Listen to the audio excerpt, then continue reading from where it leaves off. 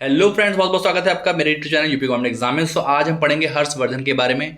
फिर से आपसे कह रहा हूं कि जो भी लोग यूपी ट्रिपल एस सी पेट 2022 एग्जाम देने जा रहे हैं, इस चैनल पे सारे टॉपिक को टॉपिक वाइज एक एक टॉपिक जो है सीरियल से कराया जा रहा है। अगर आप एग्जाम देने जा रहे हैं और चाहते हैं कि एक अच्छा स्कोर हो सके तो इस चैनल को सब्सक्राइब कीजिए, यह आपकी बहुत हेल्प करेगा। अभी मैं सारे टॉपिक को एक एक करके वीडियो पे पढ़ाऊंगा और जब ये टॉपिक खत्म हो जाएंगे तो हम लोग टेस्ट सीरीज लगाएंगे ताकि आपको और बेहतर कंटेंट मिल सके, आपकी बहुत बेहतर प्रैक्टिस हो सके। इससे पहले कि जितने वीडियो मैंने पढ़ाए हैं वो सारे वीडियो मैंने उसका लिंक जो है डिस्क्रिप्शन में दे रखा है, आप उनको भी जाके देख लें। दोस्तों स्टार्ट करते हैं। आज हर्षवर्धन पढ़ेंगे। देखिए पहला क्वेश्चन कह रहा है कि सम्राट हर्ष ने अपनी राजधानी थानेश्वर से कहाँ स्थानांतरित की थी। इसका मतलब ये है कि सम्राट जो हर्ष थे इनकी पहले राजधानी थानेश्वर थी। देखिए फिर से आप हमेशा की तरह वही करिए, आप कॉपी पेन लेके चलिए ताकि आपको जो मैं चीज़ें बता रहा हूँ आप उनको भी नोट डाउन करते रहिए। थानेश्वर पहले थी। ये थानेश्वर पड़ता कहाँ था? ये पड़ता है हरियाणा, ठीक है, हरियाणा में पड़ता है। और हरियाणा में कहाँ पर पड़ता है?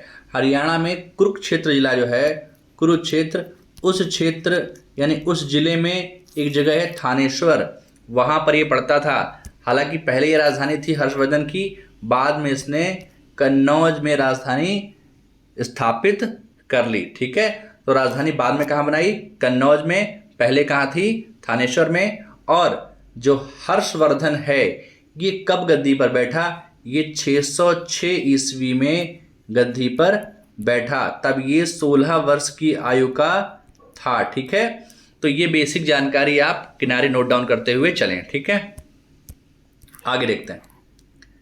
उत्तर प्रदेश में स्थित वह स्थल जहां हर्षवर्धन ने बौद्ध महासम्मेलन का आयोजन किया था, यानी यूपी में वह कौन सी जगह है जहां पर हर्षवर्धन ने एक बौद्ध महासम्मेलन स्थापित किया था?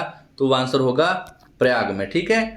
प्रयागराज में, जो कि आज प्रयागराज है, तो प्रयाग में एक बौद्ध महासम्मेलन का आयोजन किया था। किसने किया था? हर्षवर्धन ने किया था। हर्षवर्धन के बारे में कुछ चीज़ें और जान लें। हर्षवर्धन जो था वो किस वंश का था? तो ये आपका पुष्यभूति वंश का था। किसका था? पुष्यभूति वंश का। इसे वर्धन वंश भी कहते हैं, इसे वर्धन वंश भी कहते हैं। आपसे पूछे कि पुष्यभूति वंश का संस्थापक कौन था, तो आंसर होगा प्रभाकर वर्धन। क्या होता हो? प्रभाकर वर्धन।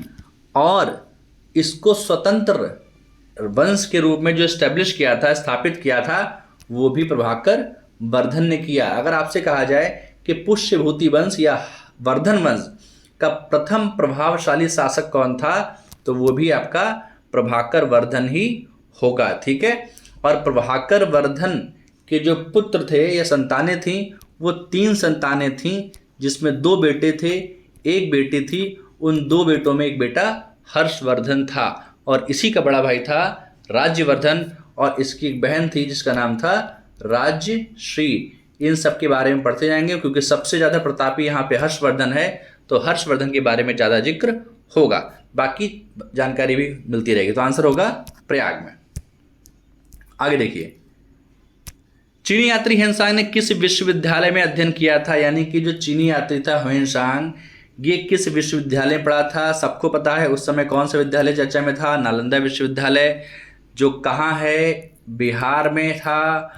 और बिहार में इसको ध्वस्त किसने किया था? बख्तियार खिलजी ने, ठीक है। एक क्वेश्चन बनता है कि नालंदा विश्वविद्यालय को ध्वस्त करने में किसका मतलब योगदान है या किसका कारण बना? तो ऑप्शन आपको 2 मिलते हैं, या तो मुगल मिलते हैं या मुसलमान मिलते हैं। अक्सर लोग कंफ्यूज होकर उसका आंसर मुगल मार देते हैं, जबकि आंसर होगा मुसलमान, क्योंकि उस समय मुगल काल शुरू नहीं हुआ था और तुर्क मुसलमान उसके कारण थे, ठीक है। आगे वो क्वेश्चन आएगा तो हम लोग देखेंगे। ह्वेनसांग के बारे में जान लेते हैं। ह्वेनसांग एक चीनी यात्री था, ये हर्षवर्धन के काल में आया था।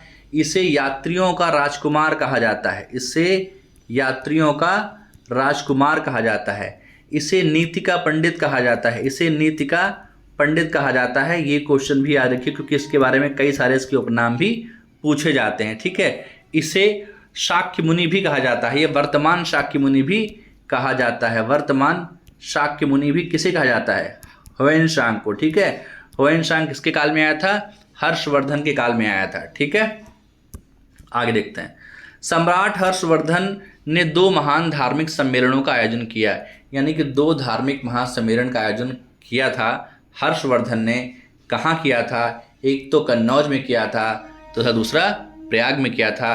कन्नौज को उसने बाद में राजधानी बनाया था और प्रयाग में वो अक्सर सब कुछ अपना हर 5वें वर्ष अपना सब सर्वस्व दान करके वहाँ से चला जाता था।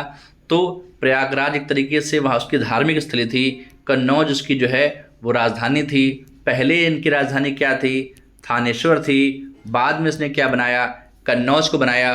और एक बात याद रखिए कि शुरुआत में हर्ष जो था वो शिव का उपासक था। ठीक है, या यूं कहें इसके जो पूर्वज थे वो भगवान शिव और सूर्य की पूजा किया करते थे, और शुरुआत में ये भी अपने कुल देवता शिव का ही परम भक्त था। लेकिन जब चीनी यात्री ह्वेनसांग आया तो ह्वेनसांग से मिलने के बाद उसने बौद्ध धर्म को अपना लिया और बौद्ध धर्म की शाखा महायान को अपनाया था। ठीक है, ये भी क्वेश्चन बन सकता है।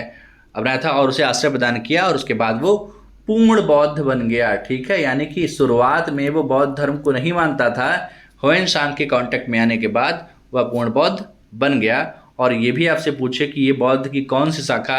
2 शाखाएं मेन हैं, एक हीनयान और एक महायान। तो वो महायान को उसने आश्रय दिया और उसको प्रमोट किया। ठीक है, और उसी के समय नालंदा विश्वविद्यालय था, वो बौद्ध धर्म की शिक्षा के लिए बहुत फेमस था, या उसका प्रधान केंद्र था। ठीक, आगे देखते हैं। हर्ष के समय की सूचनाएं किसकी पुस्तक में निहित हैं? देखिए, हरिशेन में, कल्हड़ में, कालिदास में, और या फिर में आंसर होगा कल्हड़। ठीक है, आंसर होगा कल्हड़। कल्हड़ की किताब है रासतरंगिणी, जिसमें हर्षवर्धन के बारे में जानकारी मिलती है। हालांकि सबसे ज़्यादा जानकारी जो मिलती है वो बाणभट्ट द्वारा लिखित हर्षचरित में मिलती है। ठीक है, लेकिन बात यह है कि यहाँ पर वो ऑप्शन नहीं है, इसलिए कल्हड़ से भी इसके कुछ सोर्स मिलते हैं। तो यहाँ पर आपका आंसर कल्हड़ होगा। आगे देखिए, गुप्तोत्तर युग में प्रमुख व्यापारिक केंद्र कौन सा था? यानी कि गुप्तोत्तर युग में कौन सा स्थान जो था वो प्रमुख व्यापारिक केंद्र बना? कन्नौज, थार, उज्जैन या देवगिरी? तो आंसर होगा कन्नौज। देखिए, कन्नौज कौन सा है? वही कन्नौज है जहाँ पर राजश्री की शादी हुई थी और एक मौखरी शासक थे ग्रहवर्मा। देखिए, एक मौखरी शासक थे ग्रहवर्मा, इनसे शादी हुई थी किसकी? राजश्री की। और राजश्री, और ये कहाँ के शासक थे? ये कन्नौज के ही शासक थे। ठीक है, वो अलग बात है कि इनकी जो हत्या है वो मालवा के शासक देवगुप्त ने कर दी थी। ठीक है, देवगुप्त ने कर दी थी। किसकी हत्या? इनकी, यानी कि कन्नौज के मौखरी शासक ग्रहवर्मा की, जो कि किसके पति थे? वो थे आप राजश्री के। ठीक, अच्छा, देवगुप्त की हत्या किसने कर दी थी? वो कर दी थी राज्यवर्धन ने। वो अलग बात है कि वापस आते समय देवगुप्त का एक दोस्त था, एक मित्र था जिसका नाम था शशांक, उसने राज्यवर्धन की हत्या कर दी और उसके बाद राज्यवर्धन की हत्या का बदला हर्षवर्धन ने लिया और कन्नौज पर अपना कब्जा कर लिया और उसके बाद कन्नौज पे अपनी राजधानी बनाई। तो ये सब चीज़ें भी थोड़ा बहुत आपके अगर माइंड में रहेंगी तो चीज़ें इमेज रूप में आप याद रखेंगे ज़्यादा दिनों तक। तो कन्नौज उसे कहाँ से मिला था, ये पूरा सिस्टम मैंने आपको बता दिया। तो आंसर होगा आपका कन्नौज। बाद में जब ये काल चला जाता है तो इसी को हथियाने के लिए, इस पर कब्जा करने के लिए त्रिपक्षीय संघर्ष भी हुआ है, वो चीज़ें हम बाद में जानेंगे। आगे देखिए, चालुक्य शासक पुलकेशन की हर्ष पर विजय का वर्ष क्या था? या यूं कहें पुलकेशन द्वितीय ने हर्षवर्धन को हराया था। ये क्वेश्चन आता है किस नदी के तट पर हराया था? नर्मदा नदी के तट पर हराया था। पूछ रहा है वर्ष कौन सा था? आंसर होगा 618 ईस्वी में। ये गद्दी पर कब बैठा? 606 ईस्वी में। कितनी उम्र का था? 16 वर्ष की उम्र में था। इसका भाई कौन था? राज्यवर्धन था। और कब ये हारा? 618 में हारा। किससे हारा? पुलकेशन द्वितीय से हारा। ये किस वंश का था? चालुक्य वंश का था। किसी तरीके से भी क्वेश्चन पूछिए आपका काम हो जाएगा, इस तरीके से आप पढ़िए। ठीक है, देखिए क्वेश्चंस कम हैं पर कंटेंट ज़्यादा है, आप इसी को बना लीजिए, आपको बहुत हेल्प मिलेगी और क्वेश्चन गलत नहीं होगा। आगे देखिए, नर्मदा नदी पर सम्राट हर्ष के दक्षिणावर्ती आक्रमण को किसने रोका? यानी नर्मदा नदी पर जब वो आक्रमण कर रहा था तो उसके दक्षिणावर्ती यानी कि दक्षिण के में जो बढ़ने की पॉलिसी थी या उसमें कब्जा करने का जो प्रोसेस था उसको रोका किसने? वही व्यक्ति जो हम लोग पढ़ चुके हैं, पुलकेशन द्वितीय। ये क्या था? ये एक चालुक्य शासक था। ठीक, ये एक चालुक्य शासक था। इसने नर्मदा नदी पर हर्षवर्धन को हरा दिया था। आंसर होगा पुलकेशन द्वितीय। आगे देखिए, मौखरी शासकों की राजधानी क्या थी? देखिए बताया था आपको, मौखरी शासक कौन थे? ग्रहवर्मा। इन्हीं की शादी किससे हुई थी? राज्यश्री से। राज्यश्री किसकी बहन है? हर्षवर्धन और राज्यवर्धन की। और ये कन्नौज के शासक थे। कहाँ के थे? कन्नौज के। अच्छा, हर्षवर्धन, राज्यवर्धन और राजश्री जो हैं वो किसकी संतानें हैं? आंसर होगा प्रभाकर वर्धन की। और देखा जाए तो जो ये वर्धन वंश है, जिसे हम पुष्यभूति वंश भी कहते हैं, इसका वंश संस्थापक एक तरीके से देखा जाए वो प्रभाकर वर्धन है। और प्रथम प्रभावशाली शासक जो है वो भी आपका प्रभाकर वर्धन है। ठीक है, तो ये छोटे मोटे फैक्ट हमें लगता है आपको याद भी हो चुके होंगे, पर इतनी बार बोल दिए हैं वो आपको याद हो चुके होंगे। इसलिए वीडियो को लास्ट तक देखते देखते आपको 50-60% तो वैसे भी याद हो जाता है। आगे देखिए, नालंदा विश्वविद्यालय के विनाश का कारण क्या था? मुसलमान, कुषाण, सीथियंस या मुगल? देखिए, कुषाण और सीथियंस का तो कोई मतलब ही नहीं है। अब ऑप्शन में कंफ्यूजन मुसलमान या मुगल होंगे, तो मुगलों का काल लगभग 1530 या 26 के बाद शुरू हुआ है और मुसलमान पहले से थे। ठीक है, आंसर होगा मुसलमान या यूं कहें तुर्की मुसलमान। ठीक है, तो ये चीज़ भी याद रखिए। हालांकि मुगल भी मुसलमान थे लेकिन उस समय मुगल काल शुरू नहीं हुआ था, तो मुगल ना कहकर आप आंसर मुसलमान होगा। क्योंकि नालंदा विश्वविद्यालय को ख़त्म करने वाला कौन था? बख्तियार खिलजी।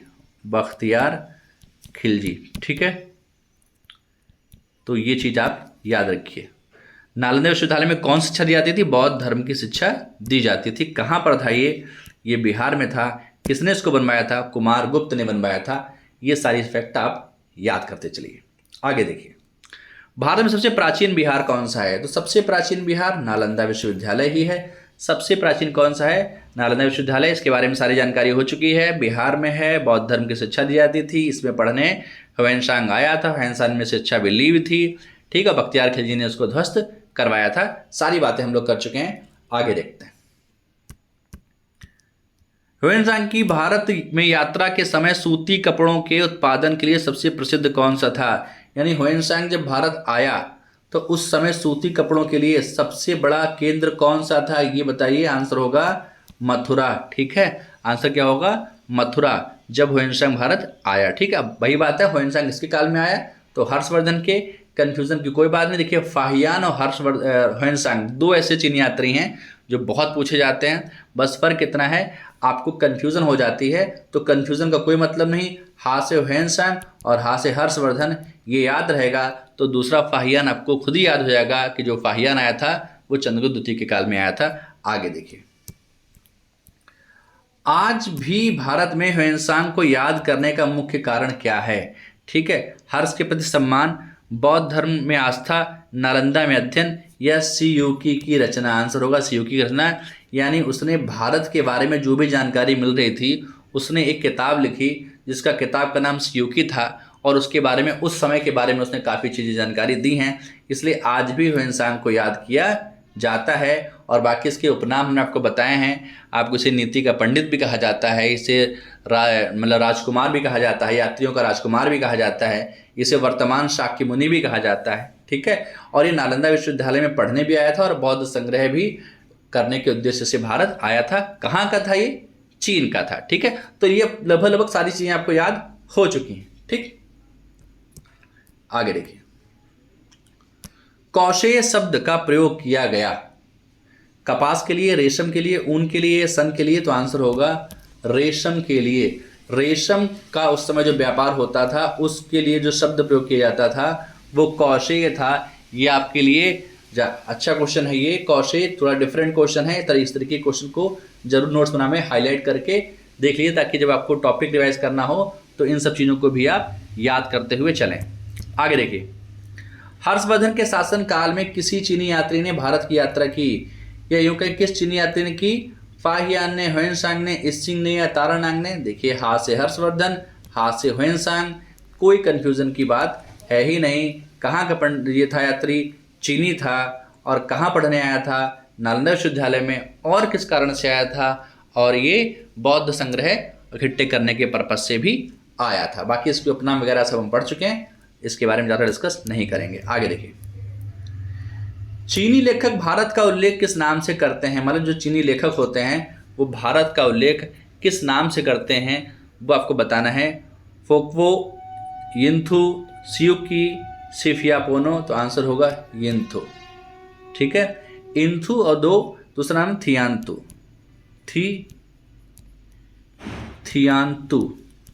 थियांतु आ जाता है या यिंतु आ जाता है। दोनों ही नामों से चीनी यात्री जो हैं वो भारत का उल्लेख करते हैं। सारे क्वेश्चन बहुत इंपॉर्टेंट हैं, आप इनको अच्छे तरीके से नोट्स बना लीजिए, और इसके साथ साथ अगर मेरे चैनल पर नए हैं तो प्लीज़ चैनल को सब्सक्राइब कर लीजिए। और इसके बाद हम लोग प्रैक्टिस भी इसकी करेंगे ताकि जो क्वेश्चन बच भी गए हैं उन क्वेश्चंस को भी हम लोग लगा लें। दोस्तों वीडियो देखने के लिए धन्यवाद।